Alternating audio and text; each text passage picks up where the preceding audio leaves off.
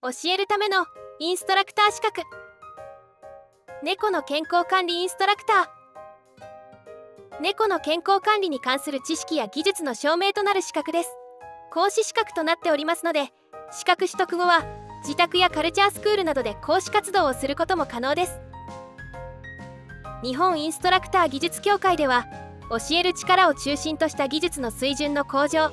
各スキルの社会的地位の確立を目標に資格認定制度を実施しております。試験はインターネットを利用して行われ、自宅から受験可能となっていますので、社会人の方や主婦の方でも挑戦しやすい形となっています。詳しくは資格概要や受験概要をご覧ください。